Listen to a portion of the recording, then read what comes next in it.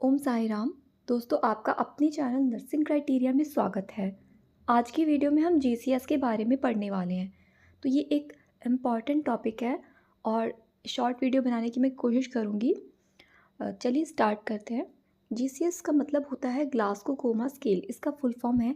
और हम इसे क्यों करते हैं? To assess the level of consciousness. Patient का हम कॉन्शियसनेस का लेवल इसमें चेक करते हैं और उसको नंबर्स इसमें दिए जाते हैं। यानी कि अगर हमारा पेशेंट फुल्ली कॉन्शियस है तो उसको कंप्लीट उसको पूरे बटा पूरे नंबर देंगे। और अगर उसमें कुछ भी कमी आती है नंबरों में तो फिर उसके नंबर कम हो जाते हैं। इस तरह से हमें जो न्यूरो के वार्ड्स होते हैं, न्यूरो सर्जरी आईसीयू होते हैं हॉस्पिटल्स में, या न्यूरो का कोई वार्ड है, स्ट्रोक यूनिट है, वहाँ पर आपको जीसीएस ज़्यादातर करने को मिलता है। ज़्यादातर यानी कि डेली हम चेक करते ही हैं पेशेंट का जीसीएस। और जैसे पोस्ट ऑप जो पेशेंट है, सर्जरी के बाद जो पेशेंट आते हैं पोस्ट ऑपरेटिव, तो उनमें जीसीएस की ज़्यादा ज़रूरत रहती है। ओके। जीसीएस में 3 चीज़ें होती हैं, ईवीएम यानी कि आई वर्बल और मोटर। ईवीएम से ही आपको इस तरह आप याद रखोगे तो आपको अच्छे से याद रहेगा, नहीं तो आप इसको भूल सकते हो। इसी सीक्वेंस में याद रखने की कोशिश करना। EVM, okay. 4 5 6 ये नंबर हैं। इन तीनों नंबर्स को आप जोड़ते हो, जमा कर लोगे अगर, तो कितना आएगा? 15। तो हमारे पेशेंट के जो नंबर्स हमको देने होते हैं वो 15 में से देने हैं। 15 में से उसके 13 14 12 जितने भी आते हैं। कई बार पेशेंट के 3 नंबर भी आते हैं। तो इनमें मैक्सिमम जो नंबर है वो 15 है और मिनिमम नंबर 3 है। कभी भी आपका पेशेंट अगर अनकॉन्शियस है तो उसको 0 नंबर आप नहीं देते हो, उसको हम 1 1 नंबर देते हैं। आई का भी 1, वर्बल का भी 1, मोटर रिस्पॉन्स का भी 1। अभी हम आगे समझते हैं इसको और भी आसानी से मैं आपको समझाने की कोशिश करती हूँ। सबसे पहले हम आइज़ का पेशेंट का रिस्पॉन्स देखेंगे कॉन्शियसनेस में। ये आप थोड़ा-सा अपने ऊपर लेकर भी देखना। और जो पेशेंट्स होते हैं हॉस्पिटल में उनमें तो हमको देखना ही होता है आसानी से, तब आप समझोगे। आइज़ में हम देखते हैं, अगर पेशेंट स्पॉन्टेनियसली आँखें खोल रहा है, जैसे कि हम लोग हैं, आप हो, आपको कोई बोलेगा नहीं कि आँखें खोलो, आप स्पॉन्टेनियसली अपने आप से आपकी आँखें खुली हैं, जब आपका मन करेगा आप बंद कर लोगे, जब मन करेगा सो जाओगे, तो पूरे 4 मार्क्स हम इसमें देते हैं, ठीक है?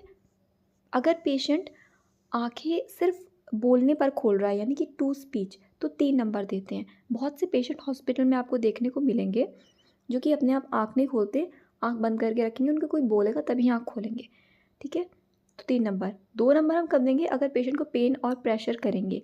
बहुत ऐसे पेशेंट हैं जिनको आप बोलते रहोगे, ना वो खुद आँखें खोलेंगे, ना वो किसी के बोलने पे आँखें खोलेंगे, उनको पेन करेंगे तभी वो आँख खोलेंगे, वरना वो आँख नहीं खोलते। कोई पिंच करोगे, चुटकी दोगे उनको, या आँख के पास में हमारा जो एरियाज़ होता है वहाँ पर प्रेशर देने पे वो आँख खोलते हैं। बहुत पेशेंट आँखें ही नहीं खोलते, अनकॉन्शियस होते हैं, उस तरह के पेशेंट भी होते हैं। और कई बार वो अनकॉन्शियस नहीं होते बट आइज़ ओपनिंग वो नहीं करते, ये रिस्पॉन्स वो नहीं दिखाते, तो उनको 0 नहीं, हम 1 नंबर देते हैं। ये हमारा होता है आई रिस्पॉन्स का। जीसीएस में आई रिस्पॉन्स का ये सारा क्राइटेरिया है, आपको ये ढंग से याद रखना है। क्या होता है ना कि याद करने में थोड़ा आपको टाइम लगेगा, एकदम से ये याद नहीं होता जीसीएस, लेकिन सबसे मेन चीज़ है समझना। कई बच्चों को ये समझ में ही नहीं आता है जीसीएस, तो आपको ग्लासगो कोमा स्केल को सबसे पहले समझना है, उसके बाद आप इसको याद करने पे ध्यान दो। नेक्स्ट है वर्बल रिस्पॉन्स। अभी हम बातचीत से रिलेटेड यहाँ पर वर्बल रिस्पॉन्स होता है। अगर पेशेंट कम्प्लीटली फुल्ली ओरिएंटेड है, यानी आपने पेशेंट से बोला भाई हाँ आप कैसे हो, अपना नाम बताओ, आपका घर कहाँ है, क्या टाइम हुआ है, तो वो घड़ी देखकर टाइम ही बताएगा, क्या तारीख है, यानी वो ओरिएंटेड है कम्प्लीटली कि मैं हॉस्पिटल में हूँ, इस तरह की वो कंप्लीट बात कर रहा है, तो 5 मार्क्स देंगे। हम और आप जो हैं हम ओरिएंटेड हैं। पेशेंट अगर कन्फ्यूज़्ड है तो आप 4 नंबर दोगे। कन्फ्यूज़्ड में वो आपको प्रॉपर्ली आंसर नहीं करेगा, ठीक है? कि हाँ, शायद मैं हॉस्पिटल में हूँ, शायद मैं घर पे हूँ, इस तरह की वो बातें कन्फ्यूज़न वाली करेगा, ठीक है? अपने घर वालों में भी वो कन्फ्यूज़ करे, शायद मेरे पापा हैं, शायद ये, इस तरह की कन्फ्यूज़ अ, उसका यानी माइंड रहेगा कन्फ्यूज़, तो 4 मार्क्स आप दोगे, जो प्रॉपर्ली आंसर वो नहीं करता अगर। 3 नंबर आप कब देते हो? जब हमारा पेशेंट इनएप्रोप्रिएट्स वर्ड्स यूज़ करता है, यानी वो प्रॉपर आंसर नहीं करता है इनएप्रोप्रिएट वर्ड में। अगर आपने मान लो उससे पूछा कि आप कहाँ पर हो, तो वो कुछ और ही आंसर देगा कि हाँ हाँ ठीक है, जाएंगे अभी, चाय पे जाएंगे, इस तरह की वो कुछ और आंसर करेगा। जो एग्जैक्ट आंसर उसको देना चाहिए वो नहीं देगा। इनएप्रोप्रिएट वर्ड्स का यहाँ पर ये मतलब है। ओके फ्रेंड्स, तो ये हमारा 3 नंबर हो गया, इनएप्रोप्रिएट वर्ड। इसमें यही होता है कि वो हमारे क्वेश्चन से रिलेटेड आंसर करेगा ही नहीं, पेशेंट जो है। 2 नंबर हम कब देते हैं? जब इनकॉम्प्रिहेंसिबल साउंड पेशेंट निकालता है, यानी वो जवाब ही नहीं देगा, वो कुछ साउंड्स निकालेगा। मम्प साउंड हो सकती है, जैसे कि बड़ बड़ बड़, इस तरह की यानी मम्प साउंड, कुछ भी इस तरह की ऐसी साउंड वो निकालेगा जिससे कि आंसर आपको समझ में ही नहीं आएगा। वो मुंह मुंह में ही बोलता रहेगा कुछ भी। और अगर वो कुछ जवाब ही नहीं देता है तो आपको 1 नंबर देना है। फिर से बोल रही हूँ, 0 नंबर नहीं हम इसमें देते, ठीक है। 1 नंबर देना है। आँख नहीं खोल रहा है, 1 नंबर, 0 नहीं देना है। बोल नहीं रहा है, 1 नंबर, 0 नहीं देना है। ये हो गया हमारा वर्बल रिस्पॉन्स। तो इस हिसाब से हम नंबर जोड़ते रहेंगे। मान लो यहाँ पे आपके पेशेंट के 2 नंबर आ गए, वहाँ मान लो यहाँ पर भी 2 नंबर आ गए, तो आपको उस तरह से काउंट करते रहना और लास्ट में 15 में से उसको पूरे नंबर दे देना है। मोटर रिस्पॉन्स सबसे इंपॉर्टेंट है, जिसमें कि जो स्टूडेंट्स होते हैं वो बहुत कन्फ्यूज़ होते हैं और समझ में नहीं आता उन्हें चीज़ें, वो मैं आपको क्लियर करने वाली हूँ।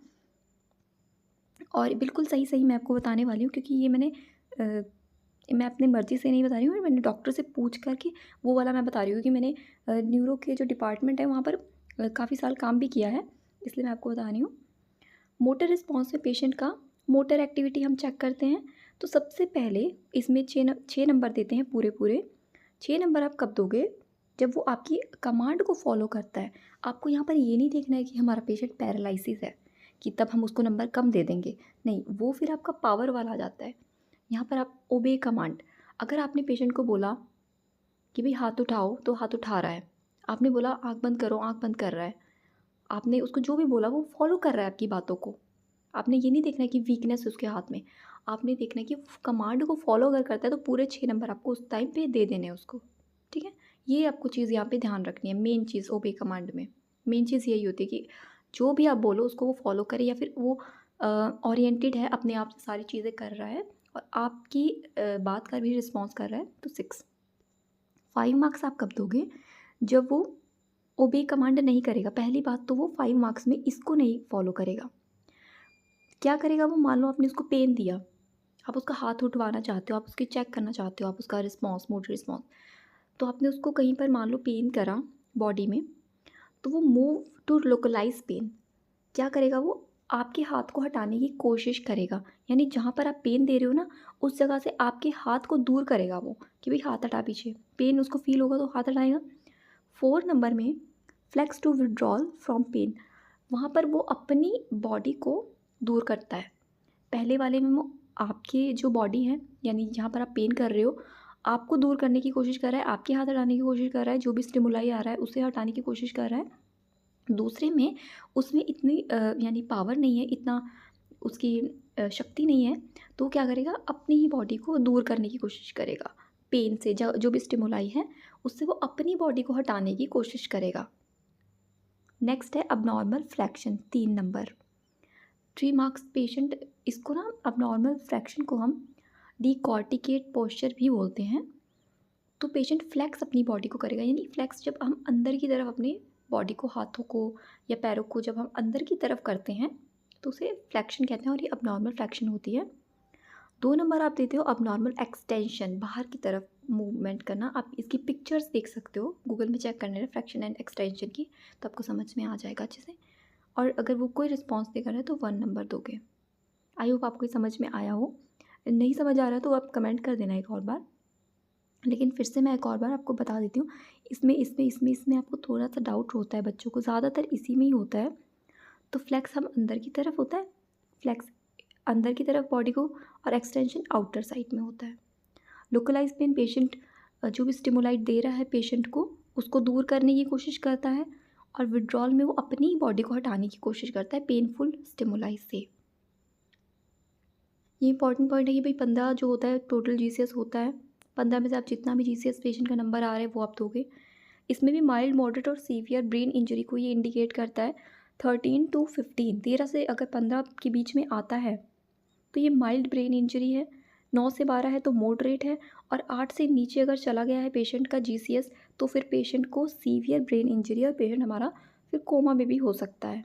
ओके, कोमा के लिए भी हम 8 से नीचे वाला जो है वो कोमा के लिए हम लेते हैं। और मिनिमम स्कोर 3 ही होता है, ये आपको मैंने याद रखने के लिए लिखा है यहाँ पे। आप इसके नोट्स बना सकते हो, या फिर ये पिक मैं आपको टेलीग्राम चैनल पे और जो व्हाट्सएप चैनल है हमारा उसमें तो मैंने अपलोड करी हुई है, वहाँ पर आप देख सकते हो। ओके फ्रेंड्स, तो ये आज की वीडियो थी, आपको कैसी लगी मुझे कमेंट करके बताना। Thank you so much for watching.